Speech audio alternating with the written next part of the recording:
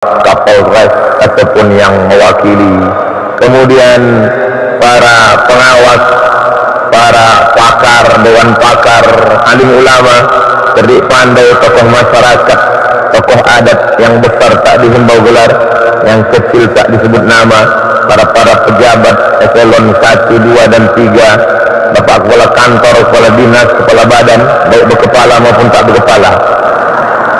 Insya Allah semuanya dimuliakan Allah Subhanahu wa ta'ala. Amin ya rabbal alamin. Saya berangkat dari Pekanbaru Riau jam 2 sampai di airport Kuala Namu. Kemudian kami sholat asar di dekat airport. Setelah itu kami pun lanjut perjalanan. Setelah makan, kata pepatah kami, kalau tegang urat perut, kendur urat mata, maka tertidur. Indah perjalanan ke Kutacane. Begitu dibangunkan, sampai saya lihat menara segi 4 di Riau. Menara bulat semua. Menara segi 4 ini setahu saya adanya di Maroko. Saya sangka sudah sampai di Casablanca. Ternyata saya sudah sampai di Masjid At-Taqwa Kutacane. Saya ingin ke Kutacane ini tahun 1993 ketika saya masuk ke pesantren Darul Arafah Medan. Tapi saya malu mengaku pernah di pesantren karena tak tamat. Ada kawan saya dulu, asal sebut nama dia ingat Kutacane, namanya Kanidin dan Ponidin. Sebut tuh itu Kutacane. Rupanya baru dikabulkan Allah 1993 2017. Kau Abdul Somad, nama saya mudah mengingatnya. Bagi bapak ibu yang nanti pulang ditanya orang, siapa yang ceramah tadi? Siapa ustaznya? Mudah. Qul huwallahu ahad, Allahu somad. Nama saya Somad. Di mana-mana saya hanya selalu disebut ustaz, dai, dosen, penceramah. Tapi di Kutacane saya dapat gelar baru, Ustaz Kondang. Masya Allah. Begitulah saudara-saudara saya di Kutacane memuliakan saya. Lalu kemudian di ujung nama saya itu ada pula LCMA. Waktu ceramah di Sumatera Barat, saya ditanya mereka, apa arti LCMA itu Pak Ustaz? Saya jawab, lagi cemas menghadapi apa-apa dan ama-ama. LC itu singkatan tulis Latinnya licence, lisans kata orang Inggris, liaison kata orang Perancis, artinya ijazah. Ajaza yujizu ijazah. Orang ini sudah dapat ijazah untuk mengajarkan agama Islam. Saya tamat dari Al-Azhar 1998, berangkat 2002 selesai. Lalu di sebelah itu MA, Master of Art dari Darul Hadis Institute di Rabat, Kerajaan Maroko. Jamaah selalu bertanya ke saya, Ustaz tamat dari mana? Maroko, saya bilang. Dekat dari Maroko, kata dia. Apa pula hubungan Maroko sama Maroko? Mesir, Libya, Tunisia, Aljazair, Maroko, Samudra Atlantik, Real Madrid, Barcelona. Situ dulu kami sekolah. Kenapa jauh betul Ustaz sekolah? Karena di Indonesia mahal. S2 di Maroko bukan karena itu ini, tapi karena di sana sekolah gratis. S1 gratis, S2 gratis. Saya suka yang gratis-gratis. Di tempat kita S2 satu semester 5 juta, sidang terbuka 10, sidang tertutup 15, buka tutup 25. Jadi payah kita mau sekolah. Kecuali anak-anak KMA. Dulu waktu di Kairo ada namanya KMA, kekeluargaan mahasiswa Aceh. Nah, jadi kawan-kawan saya kalau sudah melihat anak Aceh, kami rasa sedih. Kenapa anak Aceh dapat beasiswa besar? Oleh sebab itu jangan heran kalau anak Aceh banyak yang doktor. Ada kawan saya seangkatan namanya Doktor Awaluz Zikri. Jadi saya kalau ditanya orang, ya cari-cari alasan lah. Kenapa Ustadz Awaluz Zikri bisa doktor? Dia dapat beasiswa dari Aceh. Ustadz, nanti kalau Aceh ngasih beasiswa, saya bisa juga doktor. Bapak Ibu yang dimuliakan Allah, tertulis di belakang saya halal bihalal. Maknanya apa? Sudah dijelaskan Pak Asisten 3. Mengurai yang kusut, mencairkan yang beku, menyambung yang putus. Selama ini hubungan kita kusut, macam menarik benang, makin ditarik makin kusut. Maka setelah halal bihalal, yang kusut menjadi terurai. Selama ini hubungan kita beku macam es batu, maka kita jemur, akhirnya mencair. Selama ini hubungan kita putus jauh, setelah halal bihalal kita pun tersambung kembali. Kalau halal bihalal sudah dibuat, yang kusut bertambah kusut, yang putus makin jauh, yang beku makin keras, maka mubazir halal bihalal ini. Innal mubazzirin, sesungguhnya orang yang mubazir, kanu ikhwanas sayatin, saudara setan. Orang mubazir saudara setan. Orang mubazir kalau baca a'udzubillah, setan tidak mau lari, karena sesama setan dilarang saling mengusir. Makanya kita hati-hati, jangan salahkan setan. Kenapa nih setan tak mau pergi? Dibaca ruqyah, a'udzubillahi minasyaitonirrajim, bismillahirrahmanirrahim, la yadurru ma'a ismihi syai'un fil ardi wala fis sama', a'udzu bikalimatillahi tammati min kulli syaitanir muhammad wa min kulli ammah. Kenapa setan tak mau pergi? Apa kata setan? Ente sudah melanggar kode etik, masa setan musir setan? Oleh sebab itu jangan sampai kita mubazir. Halal bihalal. Pak Asisten, Pak Bupati, Dewan Pakar merasa tak sanggup datang per kecamatan, per rumah, maka dibuatlah tablik akbar ramai, lalu kemudian kita pun halal bihalal. Halal bihalal adalah bahasa Arab yang orang Arab pun tak tahu artinya apa. Kalau tak percaya, tanya dengan Pak Bukhari, senior-senior saya di sini ada yang tahun 70-an mereka sudah sampai di Al-Azhar. Kalau ibu bapak nanti lihat Ustadz Somad ceramah, kenapa Ustadz itu dari tadi nengok ke sana sama ke sana saja? Kenapa tak ke sana? Di sana ada senior saya. Nanti kalau saya tengok bahan saya hilang. Bapak Ibu yang dimuliakan Allah, ibu pergi umrah sama bapak berdua, sholat di Masjid Nabawi, sholat subuh. Pulang dari sholat subuh, bapak pun tegaklah lama menunggu ibu. Mana pak? Nunggu ibu belum pulang-pulang, mungkin sedang berzikir di Taman Raudah. Tengok jam 8 belum juga pulang, akhirnya bapak pun balik ke hotel. Pak, ya, ibunya mana? Ibu sedang berzikir di masjid. Begitu jam 9, ibu pun pulang membawa 2 kresek jilbab. Ibu katanya tadi berzikir. Iya pak. Kok bawa jilbab? Itulah orang berzikir, pahalanya cash. Berapa beli satu? 5 rial. Loh, tadi kami beli 10. Orang berzikir rezekinya murah. Padahal ibu ini tak pandai bahasa Arab. Pedagang sudah bilang asar rial, 10 rial, 10 rial, 10 rial. Tapi ibu ini pandai menawar. Tengah ya, 5 rial. Ya, duit kasih, barang ambil. Barang saya ambil, duit saya kasih. Halal? Halal. Halal haji, halal, halal. Apa makna halal? Kita tidak ada sangkut-sangkutan lagi. Maka tadi kata Pak Asisten, plong. Anak-anak muda yang di sekolah, mahasiswa, kalau tidak mau buat formal halal bihalal, buat balihonya acara plong-plongan. Setelah ini kita ada sangkut paut lagi ya. Halal haji, halal.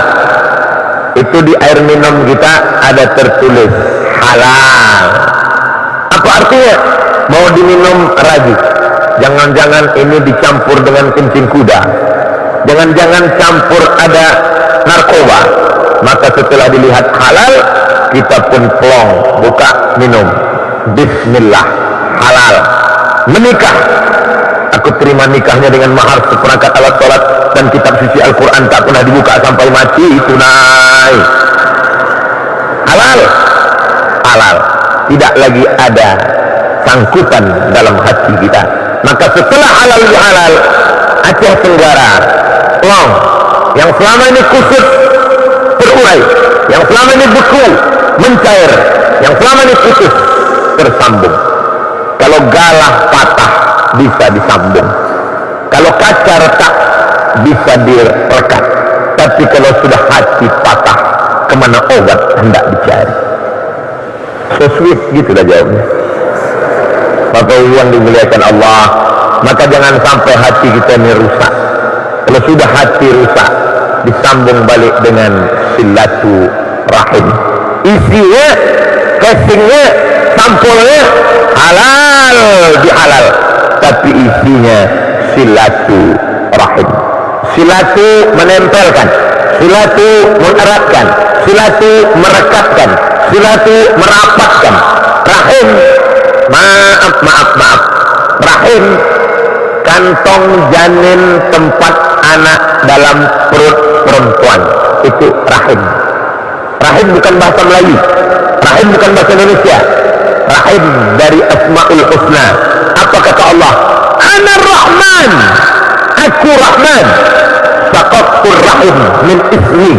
Rahim diambil dari nama aku. Sebagaimana sayangnya Rahman, begitulah sayangnya Rahim. Bismillahirrahmanirrahim. Dengan nama Allah yang maha pengasih lagi maha penyayang. Bismillahirrahmanirrahim. In the name of Allah, most gracious, most merciful. Bahasa Pekanbaru. Dengan nama Allah yang maha pengasih, sebagaimana sayang kasihnya Allah, begitulah sayangnya rahim. 9 bulan 10 hari tidak ada bayi terkontaminasi bakteri, padahal semua yang kita makan malam tadi masuk ke dalam menjadi sampah. Tadi malam saya makan di terang bulan, memang betul-betul terang, tapi kena lampu. Makan sup daging, makan ayam goreng, makan udang, makan cumi sotong, masuk ke dalam sumber tong sampah bakteri terbesar. Semua yang dimakan malam tadi busuk, ayam penyet, ayam patah, ayam sungsang, ayam mati, busuk. Tapi tak ada janin yang mati terkontaminasi bakteri. Kenapa? Karena janin dijaga oleh rahim. Rahim dijaganya janin 9 bulan 10 hari. Tak ada janin keluar karena terkontaminasi bakteri. Kalau tak ada rahim di dalam menjaga, ibu bapak bisa bayangkan, kalau tak ada rahim menjaga janin di dalam, bercampurlah janin itu sama sambal bacang gitu. Dijaga oleh rahim. Ini yang tak ada dalam diri laki-laki, ustaz, kiai, alim ulama, jenderal bintang 5, tidak ada rahim dalam perutnya. Ini yang belum bisa dioperasi.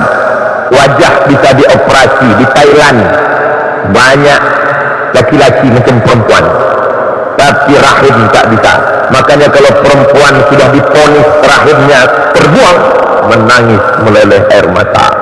Bu, di rahimnya ada kista sebesar duit logam, maka untuk membuangnya harus dibuang dan rahimnya ikut terbuang. Meleleh air matanya karena dia akan kehilangan rahim dan tak bisa mengandung lagi. Istrinya menangis, suaminya tersenyum. Kok senyum Pak Ustaz? Tanyalah sama yang senyum-senyum. Bapak Ibu yang dimuliakan Allah, oleh sebab itu maka rahimnya satu, lalu rahim satu tadi lahir anak, dari anak lahir cucu, lahir cicit, anak, cucu, cicit, di bawah cicit apa? Cucut, banyak. Nah sekarang mau disatukan lagi rahim, maka disebut dengan silaturahim. Makanya nanti kalau ada yang nanya apa acaranya tadi, halal bihalal. Arti halal bihalal apa? Ada 3. Apa yang 3? Entah tak dua ingat apa yang jadi. Isi halal bihalal itu apa? Silaturahim. Arti silaturahim apa?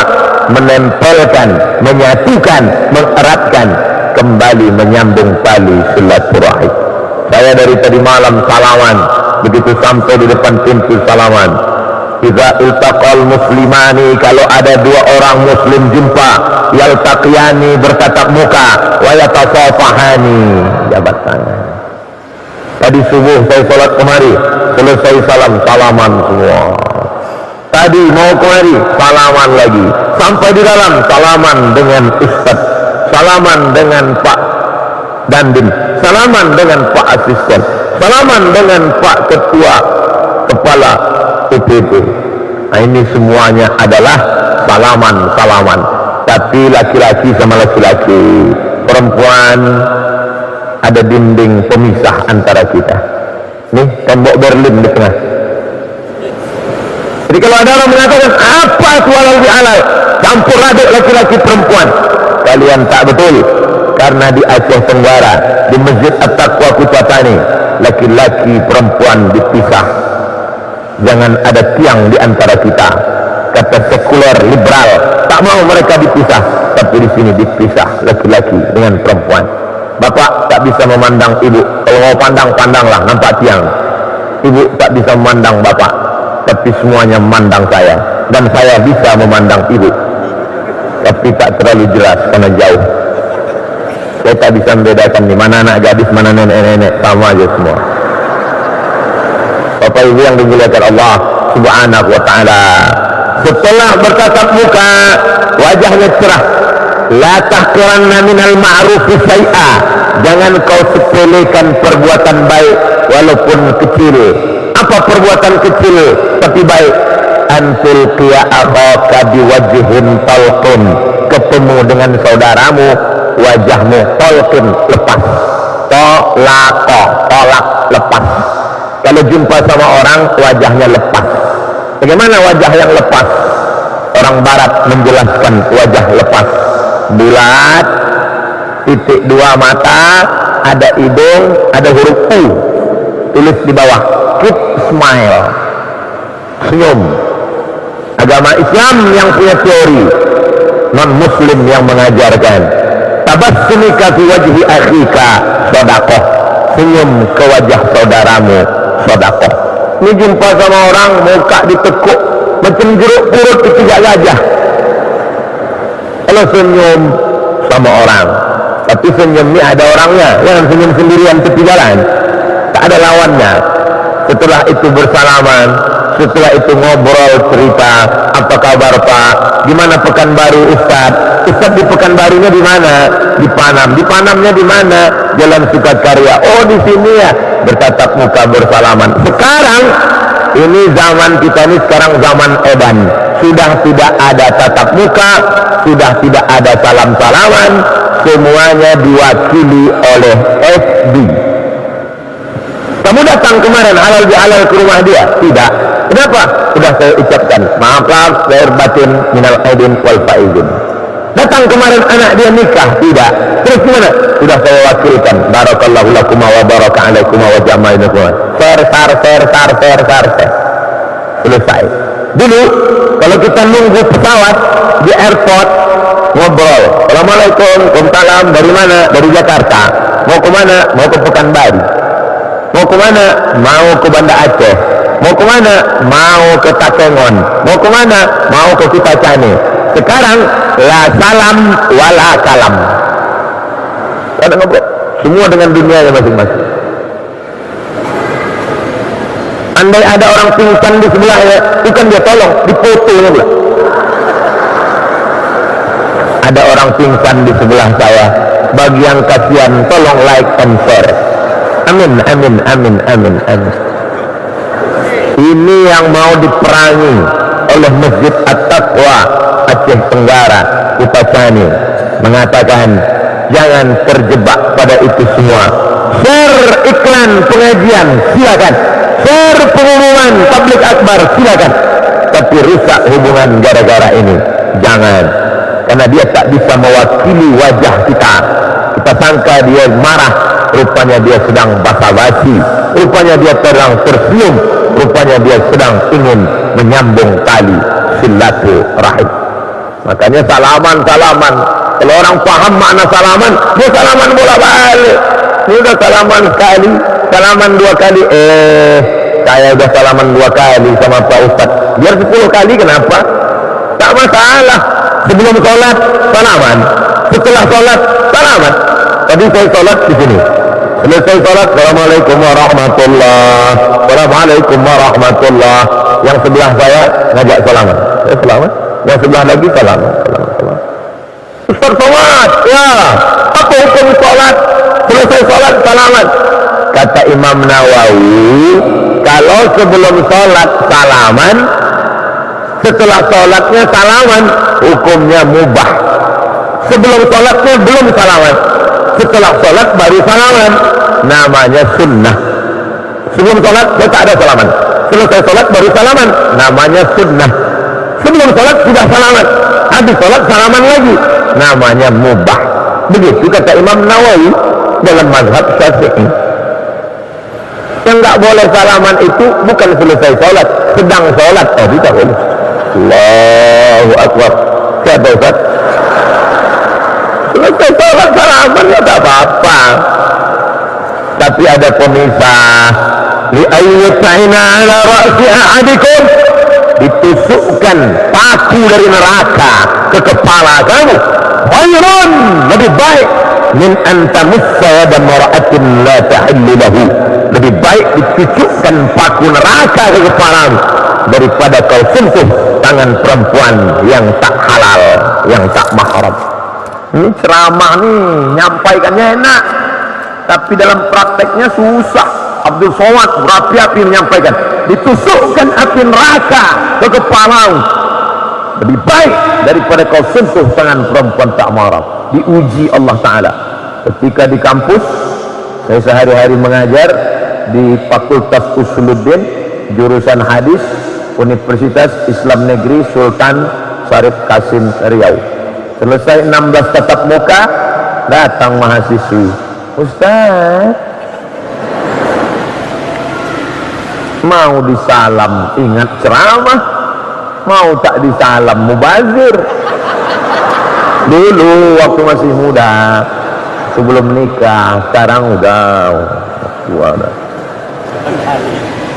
Maka gimana nih? Kalau sempat tegur, dia malu, orang banyak nengok. Alhamdulillah, begitu dia mengulurkan tangan, saya langsung.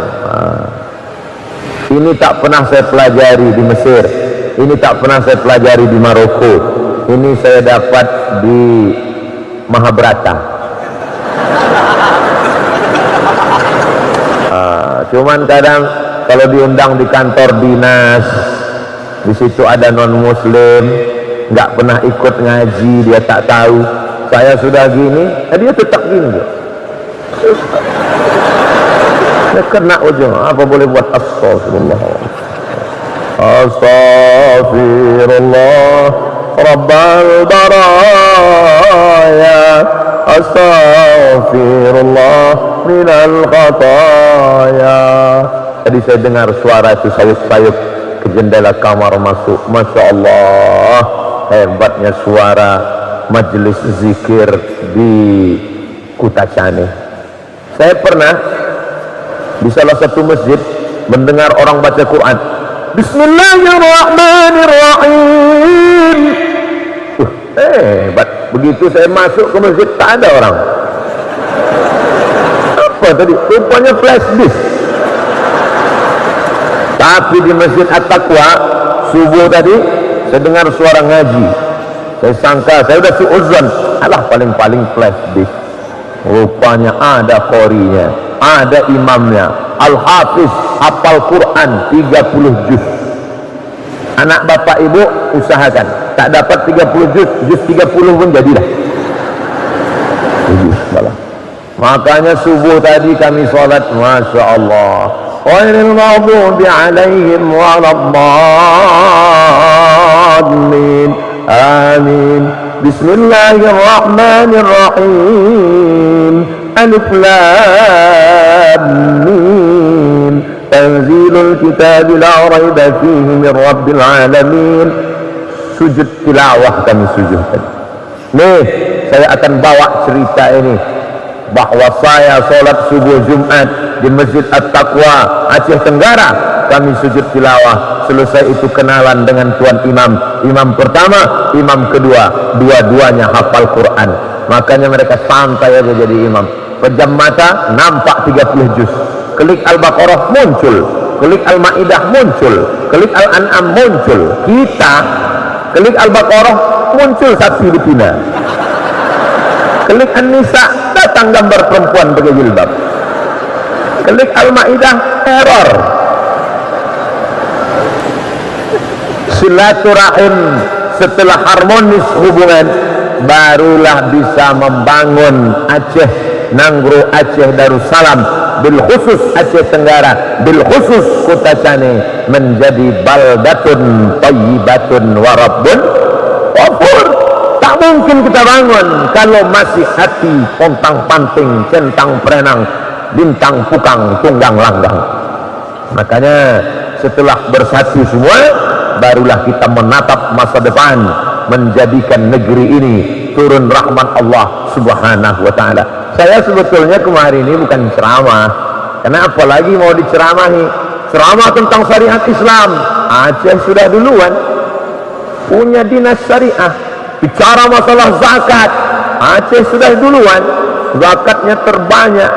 Bicara masalah wilayah hisbah, polisi syariah, Aceh sudah duluan. Makanya saya niat dari rumah waktu berangkat bukan niat mengajar, tapi niat belajar. Bismillahirrahmanirrahim, la haula wala quwwata illa billah. Langkah kaki kanan. Siapa yang keluar rumah niatnya untuk belajar, maka dia akan dapat pahala jihad hatta yarji'a, sampai dia pulang ke rumah. Dari mulai kemarin sore jam 2 sampai tadi malam, sampai nanti sore saya pulang ke Kuala Namu, besok pagi naik pesawat pulang ke Pekanbaru, maka 2 hari 2 malam saya tetap dapat pahala jihad tak berhenti. Kalau mau lebih lama jangan pulang-pulang. Jadi kalau saya tak pulang, saya tak dipanggil Ustaz Somad lagi. Itu siapa? Ustaz Taib. Tak pulang-pulang. Mohon maaf Pak Taib, jangan tersinggung.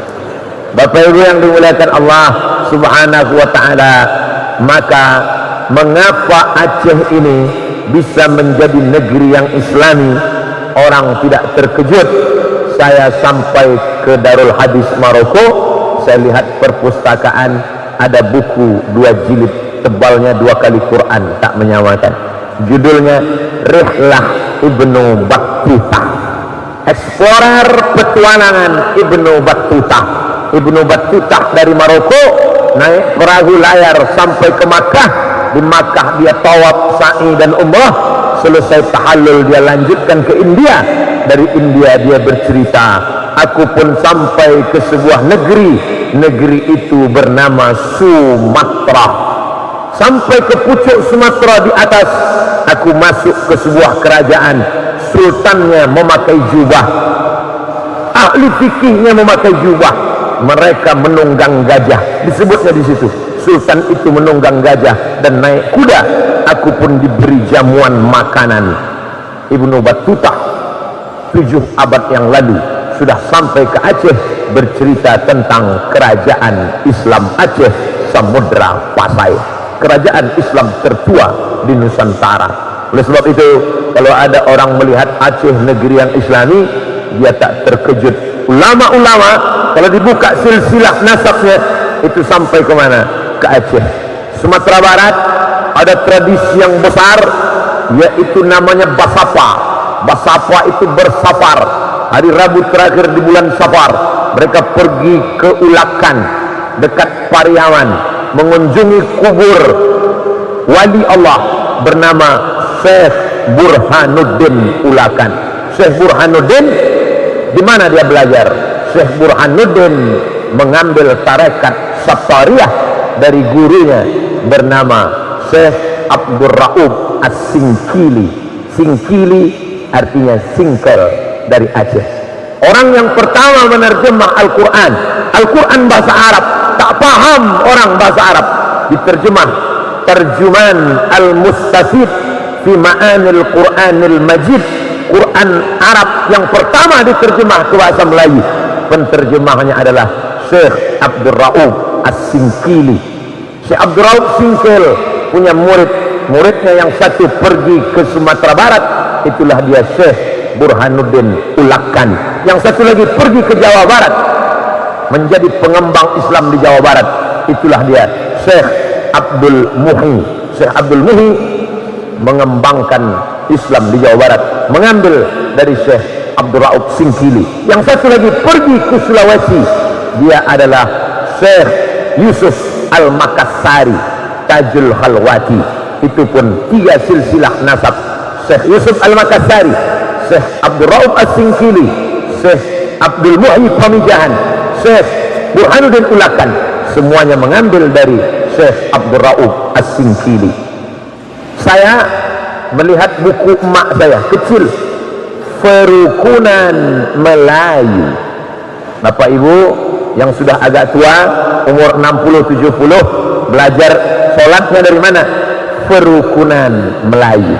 Perukunan Melayu itu adalah ringkasan dari kitab Sabilal Muhtadin, kitab fikih yang ditulis ulama dari Kalimantan Selatan, namanya Syekh Muhammad Arsad Al-Banjari.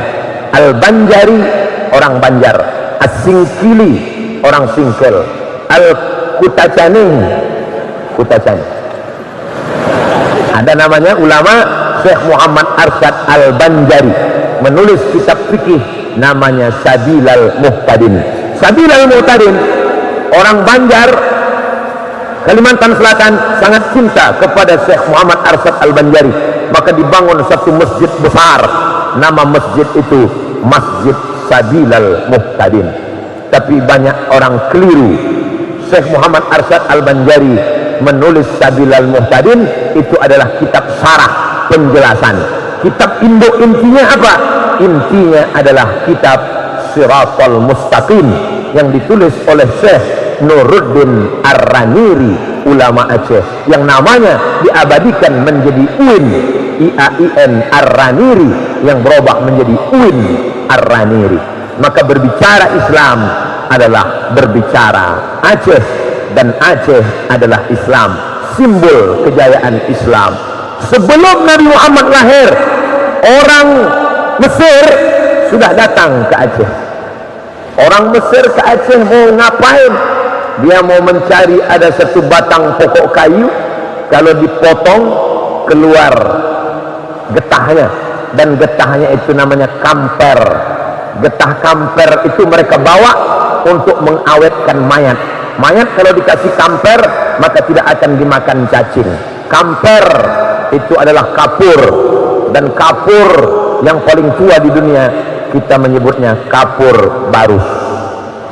Barus di bawah kerajaan Aceh sebelum merdeka menjadi Republik Indonesia berdaulat 1945. Dulu itu Barus masuk kerajaan Aceh, maka kapur Barus orang dari Afrika Utara, Mesir, sudah kemari untuk mengambil kamper. Makanya kalau lemari kita banyak kecoa, banyak ulat, masukkan kapur Barus, insya Allah tak akan ada kecoa. Maka badan kita kalau tidak mau dimakan ulat, makanlah kapur Barus.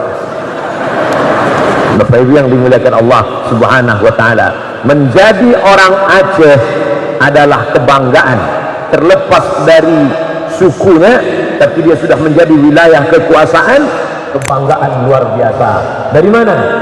Dari Provinsi Mangrove Aceh Darussalam, yang punya khazanah keilmuan dalam bidang tasawuf, dalam bidang fikih, dalam bidang hadis. Tapi jangan bangga dulu, di balik kebanggaan itu ada tanggung jawab yang luar biasa di masa akan datang. Makanya saya senang berjumpa dengan alumni Al-Azhar. Assalamualaikum. Waalaikumsalam. Ustaz Abdul Somad. Betul, kami alumni Al-Azhar. Masya Allah. Tamat berapa? Pertama jumpa saya. Tamat berapa? Tamat tahun 96. Oh, guru saya tingkat tinggi, senior saya, tuan-tuan guru saya, tamat dari Al-Azhar. Si anu sudah punya pondok pesantren di sini, si ini sudah punya pondok pesantren di sini, si ini sudah punya pondok pesantren di sini. Makanya kalau kita kalah dalam politik, kalah dalam ekonomi, jangan sedih, karena dalam pendidikan kita tak boleh pernah kalah. Saya tak tahu di Kutacane, tapi di tempat saya, ibu-ibu kalau nyekolahkan anak ke pesantren banyak yang nangis. Pulang dari nengok pesantren, matanya berair merah, bengkak. Ibu nangis kenapa, Bu? Sedih, Pak Ustaz. Tadi di pesantren nengok kasur anaknya tipis, di rumah spring bed 2 lapis. Sedih kenapa, Bu? Sedih, Pak Ustaz. Di rumah cabainya dibelah, bijinya dibuang, takut anaknya kepedasan. Di pesantren jangankan bijinya, batangnya di blender. Di rumah ikannya dipanaskan, enak nak. Di pesantren kami dulu, saya dengan kawan-kawan dari Aceh, dari Langsa, dari Biren, dari Loksmawe, termasuk yang saya sebut tadi dari Kutacane. Santrinya berapa waktu kami di pesantren? 1.800 orang. Pesantren apa namanya, Pak Ustaz? Tak boleh sebut nama, menjaga kode etik jurnalistik. Ngantrilah kami bawa piring, mau makan buka puasa nih. Allahu Akbar, Allahu Akbar. Habis sholat ngantri, pas mau ngambil nasi, azan isya. 1.800 orang. Masukkan gulanya, saking kuatnya, tumpah ke muka. Wah, azan isya baru berbuka. Rela dari Kutacane. Saya baru tahu sekarang perjuangan kawan-kawan saya dari Kutacane sekolah dulu ke pesantren dari tahun 1993 sampai sekarang. Sekarang kalau ditanya, kemana si anu dulu? Sudah menjadi pegawai Pemda. Kemana si anu? Sudah mendirikan pesantren. Si anu sudah menjadi ketua Ikatan Alumni Timur Tengah. Itu kebanggaan luar biasa. Bapak ibu kaya, punya duit banyak, tinggal. Saya dibawa ceramah ke satu daerah perkebunan. Ustaz Somad, ya, ini kebun sawit ya. Ini yang punya satu orang, Pak Ustaz. Wah ya. Ini karet, Pak Ustaz. Karet yang punya satu orang. Berarti 2 orang? Enggak, 1 orang. Ini ruko, Pak Ustaz. Ruko yang punya pun 1 orang. Berarti ini sama ini 2 orang. Satu punya dia semua. Mana dia sekarang? Mati. Ternyata orang kaya mati juga. Apa yang dia bawa? Saya tanya, ada dia bangun masjid? Tak ada. Tak sempat dia bangun masjid. Oke, masjid tidak ada. Ada dia bangun MBA, Madrasah Ibtidaiyah, sibuk ngitung duit, tak sempat bangun sekolah. Andai dia ada bangun masjid, orang sholat di masjid mengalir pahalanya macam tetesan embun di tengah gurun pasir yang panas. Andai dia ada bangun MBA, anak-anak baca Quran, mengalir pahalanya. Sekolah tak ada, MBA tak ada. Lalu apa yang tinggal? Bini, Pak Ustaz. Banyak. Salahkah? Tak salah.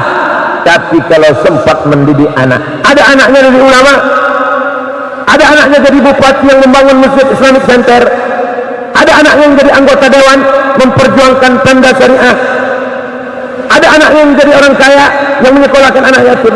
Tak ada. Lalu anaknya kemana? Anaknya tinggal 2, Pak Ustaz. Tuh, tadi katanya anaknya banyak, tapi perilakunya 2. Kalau tak jadi hantu, jadi setan. Akibat tidak sempat mendidik anak-anak. Maka kita bangga, ini masih ada anak yang lari-lari tuh, ada anak lompat-lompat tuh, ada anak tadi luar Kalau ada anak di masjid lari-lari, lompat-lompat, menjerit-menjerit, ribut-ribut, nangis-nangis, berbahagialah. 20 tahun akan datang, Masjid At-Taqwa Kutacani masih tetap akan ramai dengan halal bihalal. Amin. Idul Fitri 2017, Idul Fitri 2027, Idul Fitri 2037 tetap ada halal bihalal di Kutacani. Dan mereka, anak-anak bapak yang lari-lari itu yang akan nelpon saya. Assalamualaikum. Waalaikumsalam. Betul ini Ustaz Somad? Betul. Bisa kan ngundang ke Kutacani? Bisa. Tapi 2037, 2047 umur saya udah 67 tahun. Udah tak bisa tegak lagi ini. Dah duduk pakai kursi dah. Tangan pun dah menggeletar. Assalamualaikum warahmatullah. Pengajian kita pagi ini tentang sakaratul maut. Tapi saya bangga. Kenapa saya bangga? Karena masih tegak berdiri rumah Allah, masih tertulis di atas ihdinas siratal mustaqim, masih tertulis di atas Allah Muhammad, masih ada teriakan Allahu Akbar di pagi buta sebelum ayam berkokok. Assalatu wassalamu alaika ya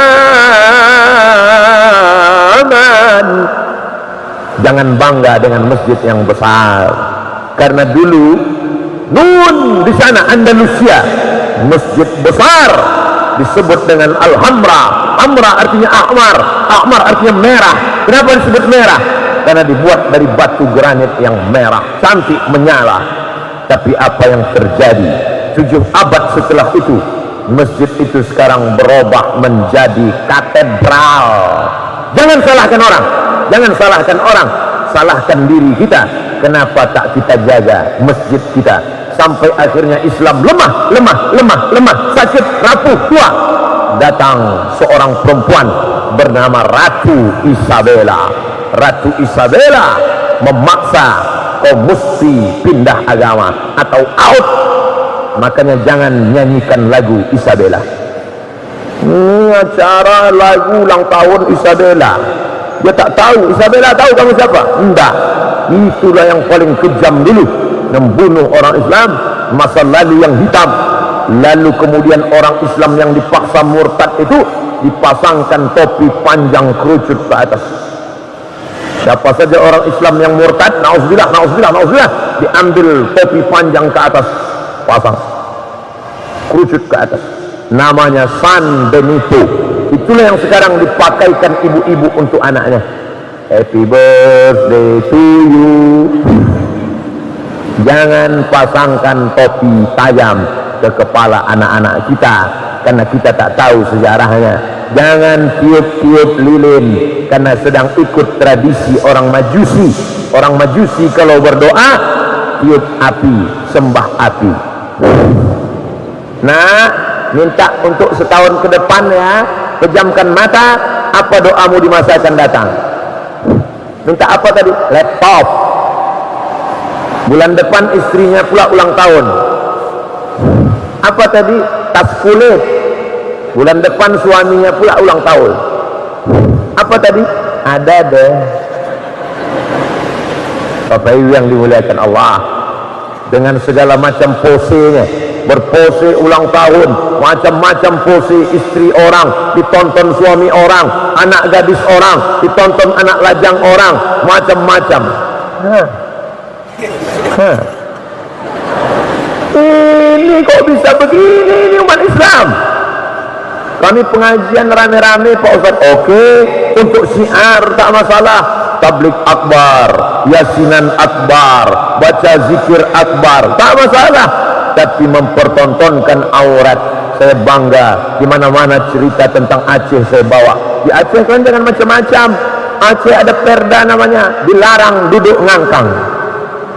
Di Aceh jangan macam-macam. Ada namanya hijab, tak boleh kalau tak pakai jilbab. Makanya di Kutacani dari ujung ke ujung sampai ke ujung, anak-anak pun pakai jilbab semua. Anak-anak pakai jilbab.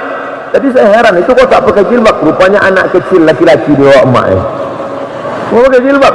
Tapi di tempat lain yang belum bisa memperjuangkan syariat Islam dengan perda, dengan otonomi khusus, dengan wilayah isbah, dengan dinas syariah. Yang mau berislam silakan masing-masing. Urusan jilbab bukan urusan negara, urus aja masing-masing. Ya tentu masing-masing, masing kepala lain isinya. Yang satu mau pakai jilbab, yang satu tak mau. Waktu ditanya, kamu kenapa nggak pakai jilbab? Yang penting hatinya berjilbab. Ini kalau begini nanti datang orang maaf cakap. Nanti datang orang gila telanjang lewat. Kamu kok nggak pakai baju? Sallallahu alaihi wasallam dilecehkan, direndahkan, dihinakan, dilempar batu, pelipisnya berdarah, giginya retak, rompaknya berdarah, kakinya luka. Kenapa? Tak ada kekuasaan, tak ada power. Tapi setelah dia punya kekuasaan di kota Makkah Al-Mukarramah, pindah ke Madinah. Di Madinah dia punya power kekuasaan. Makanya selesai sholat, Nabi bisa bertanya, Assalamualaikum warahmatullahi wabarakatuh. Itu mau cek, periksa satu-satu. Sekarang banyak imam yang hadap ke jamaah, dia nunduk, dia grogi, makmumnya melotot. Nabi dulu kalau ngadap ke jamaah, Nabi tanya, Asyhadun fulan, Asyhadun fulan, Asyhadun fulan. Mana si fulan? Mana si fulan? Mana si fulan? Mengapa tak datang sholat berjamaah? Layan tayanna, mereka yang sholat di rumah. Jangan ulang lagi. Siapa yang sholat di rumah?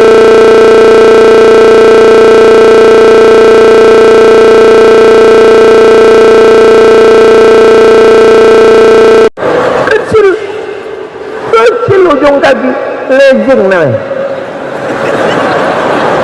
Mbak, ini celana anak kecil atau orang dewasa? Ini untuk orang dewasa, Pak. Loh, kok kecil sekali? Bapak jadul. Ini Pak karet, dia dipakai bisa melar walaupun kaki itu sebesar batang kelapa. Dokter sudah ngasih tahu jangan pakai celana sempit karena berpengaruh pada peredaran darah, nanti sakit kulit. Tapi orang kita ini prinsip hidupnya biar sakit asal gaya. Nih, orang tuanya mana? Kenapa diam? Awalnya memang takut, karena takut ditangkap wilayah hisbah, karena takut dikontrol pemerintah. Tapi lama-lama akan masuk ke hati, beramal sesuai dengan suruh tunjuk perintah Allah subhanahu wa ta'ala. Ini akan menyelamatkan negeri ini. Dari bawah umat ini disadarkan dengan ceramah. Ustadz-ustadz yang diundang kemari luar biasa. Ustadz Maulana sudah datang, Ustadz Ali Jabir dari Madinah langsung kemari. Ustadz-ustadz ngetop sudah diundang semua kemari. Baru yang kurang ngetop ini sekarang. Semua datang kemari. Untuk apa? Untuk apa Ustadz ini datangkan ke Masjid Taqwa? Dari bawah diingatkan dengan ceramah, tausiah, khutbah, pengajian. Dari atas diingatkan dengan aturan, perda, undang-undang. Maka tidak mempan lagi calon bupati, calon wali kota, calon anggota legislatif, anggota DPR datang merayu jamaah, jual iming-iming karpet. Nggak laku. Bawa karpet 2 gulung. Bapak Ibu pilih saya ya. Nanti kalau saya menang saya kasih tambahan. Ini DP-nya. Kalau saya kalah yang ini saya jemput lagi. Tak mempan. Kalau Bapak mau nolong kami, jangan beri kami karpet. Karpet kami sudah mahal, bagus. Jangan beri kami kipas AC, kami sudah mantap. Tapi perjuangkan hak-hak beragama kami di negeri ini, maka akan bertahan. Karena doa kita pertama kepada Allah, Allahumma inna nas'aluka salamatan fitin. Agama duluan, agama. Saya bangga luar biasa. Saya sangka Al-Azhar sunyi. Mungkin orang tidak belajar di Azhar lagi karena sudah banyak video YouTube Syekh Ali Jum'ah, Syekh Hasim Omar Hasim, Ahmad Omar Hasim. Ternyata dari Kutacane saja yang berangkat ke Al-Azhar Mesir tahun ini 10 orang. Mereka yang akan pulang menegakkan syariat Islam, menegakkan negeri ini menjadi yang ditolong Allah. Walau anna alal qura amanu, kalau penduduk negeri itu beriman, wattaqau, bertakwa, la fatahna alaihim, akan kami bukakan dari langit barakat, barokat, barokat, barokat, minas sama, dari langit, wal ard, dari bumi. Brunei Darussalam. Begitu diterapkan syariat Islam, apa yang terjadi? Embargo Inggris datang, Hotel Sultan Hasan Al-Bolkiah tutup karena menentang syariat Islam ditegakkan di bumi Commonwealth bekas jajahan Inggris. Brunei Darussalam, Sultan Brunei tak berdiri, tetap juga. Akhirnya diganti Allah, muncul sumur-sumur minyak baru. Ini negeri orang beriman, negeri ulama. Muncul PT Arun Gas, kering gas, datang minyak, melimpah ruah, semuanya bangkit dari langit, dari bumi. Tapi kalau kamu tidak tolong agama Allah, akhadnahum, kami cabut nikmat itu, kata Allah. Itu Allah yang ngomong, janji Allah. Saudi Arabia mau mencari sumur, mau ambil air, digali sumur, menyembur minyak kualitas tinggi, tak kering sampai sekarang. Tempat kita mau diambil minyak, keluar lumpur, tak kering-kering. Dibor inul 2 tahun, muncul lumpur, tak kering-kering. 1 kecamatan tenggelam, 2 kecamatan tenggelam, rel kereta api putus, akhirnya ditembok keliling, terus air, sampai pula ada sesuatu yang membingungkan. Tiba-tiba tak ada di mana datangnya, muncul buaya air asin, tak melompat dari langit langsung. Wallahu a'lam. Heran semua pakar, kok bisa ada? Allah berjanji, kalau kamu syukuri ini, ketika datang bencana, maka dia tak bisa membedakan mana orang baik, mana orang tak baik, mana orang yang sholat, mana yang tidak. Wattaqu fitnatan la tusibanna alladhina zalamu minkum khassah. Takutlah kamu kepada azab Allah. Kalau dia datang, dia tidak akan menganiaya yang zalim-zalim saja. Bapak Ibu yang dimuliakan Allah, mengapa mesti ada halal bihalal? Umat dicerdaskan dengan kajian. Mengapa ada halal bihalal? Pemimpin, ulama, ustaz mau saling maaf, memaafkan. Salat sudah, puasa sudah, zakat sudah, haji sudah, tarawih sudah. Ada yang belum. Apa dia? Minta maaf. Ini banyak orang tak mau minta maaf.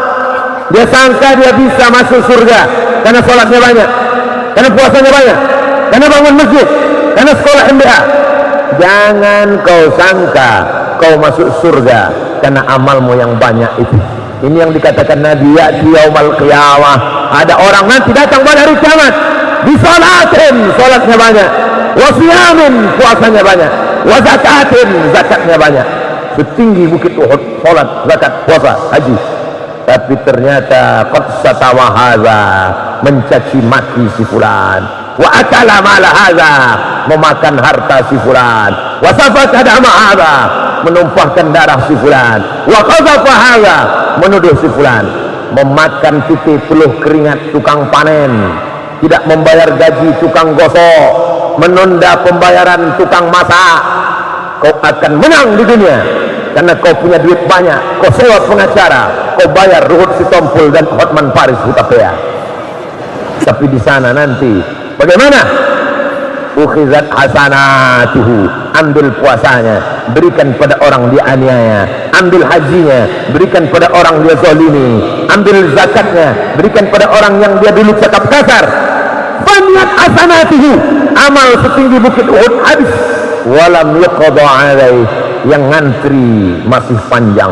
Kalau yang dizalimi 4 rumah, rumah muka, rumah belakang, rumah kanan, rumah kiri, cukup, tutup dengan sholat, tutup puasa, tutup haji, tutup umrah. Tapi kalau yang kau zalimi 1 kecamatan, nanti saya sebut 1 kecamatan, Pak Camat tersinggung. Kalau kau zalimi 1 provinsi, kalau kau zalimi 1 Indonesia, mengantri 330 juta orang akan menuntut di hadapan engkau. Banian hasanatuhu, amal habis. Ukhirat khotoyahum, diambil dosa mereka, summa turihat ilai, campakkan ke dia, diambil dosa mereka, campakkan ke dia, diambil dosa mereka, lemparkan ke dia, summa turihat finnar, masukkan dia ke dalam neraka jahanam. Orang masuk neraka bukan karena narkoba, masuk neraka bukan karena zina, masuk neraka kenapa?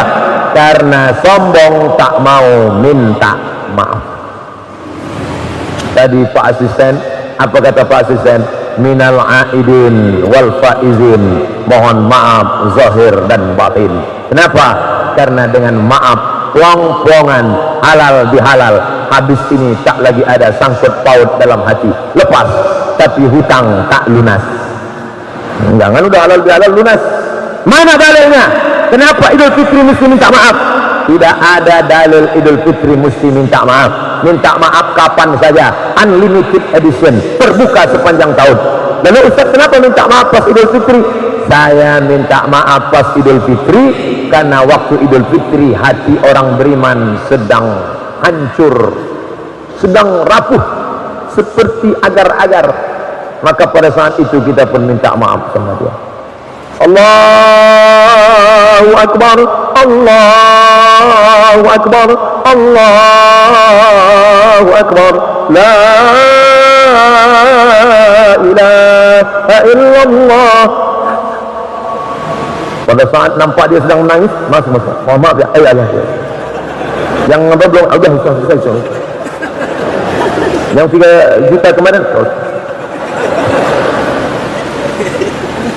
Ustaz kok ngasih tahunya sekarang? Coba kasih tahu sebelum Idul Fitri kemarin. Jangan cemas, masih ada Idul Adha. Nanti cepat-cepat ke tanah lapang. Siapa kawan yang kita banyak dosa, duduk dekat dia, tengok dia. Allahu Akbar. Ulurkan tangan. Kebetulan Idul Adha dia bawa golok, mau motong sapi kurban. Minta maaf ya, ini sama saya, gitu dia. Apakah kalau dia tidak maafkan kita, lalu kita terhalang di hadapan Allah? Tidak. Yang penting kita minta maaf. Masalah dia maafkan atau tidak, itu urusan dia. Yang penting kita minta maaf. Nanti saya minta maaf ke rumah dia, dilemparnya pakai panci, Pak Ustaz. Tenang. Saya, Pak Ustaz, dilemparnya pakai batu, Pak Ustaz. Kalau kau dilempar pakai batu, balas lempar pakai bunga. Saya dilemparnya pakai batu, Pak Ustaz. 2 kali, balas pakai bunga. Tapi kalau 3 kali kau dilemparnya pakai batu, yang ketiga itu kau balas pakai bunga, tapi yakinkan potnya ikut sekalian, karena dia sudah kurang ngajar. Bapak Ibu yang dimuliakan Allah Subhanahu wa Ta'ala, akhirnya sampai jam 10:30. Tadi saya mulai ceramah 10:30, sekarang 10:30, pas 60 menit. Di mana-mana saya ceramah 60 menit sesuai yang tertulis di botol 600 ml. Tadi dimaklumkan, katanya Ustadz Somad ceramah 1 sesi, sesi kedua sudah disiapkan kertas-kertas tanya jawab. Ustadz kok bisa pas ceramah 60 menit? Asalkan kaki saya kesemutan, itu 60 menit deh. Insya Allah kita bahas dalam tanya jawab. Lalu apalah kesimpulan ceramah Ustadz ini? 1, kita bisa membangun Kutacani Aceh Tenggara kalau kita bisa saling bekerja sama. Kita bisa bekerja sama kalau hati sudah plong-plongan, maaf-maafan. Kalau sudah bekerja sama, tolong agama Allah dari bawah dengan dakwah, dari atas dengan aturan politik Islam. Terima kasih segala perhatian. Mohon maaf segala kesilapan. Subhanakallahumma wa bihamdika asyhadu an la ilaha illa anta astaghfiruka wa atubu ilaih. Kita lanjutkan dengan menjawab. Yang bisa saya jawab, yang tak bisa nanti saya tulis di kertas, akan saya jawab di blog www.somadmorocco.blogspot.com. Terima kasih. Wassalamualaikum.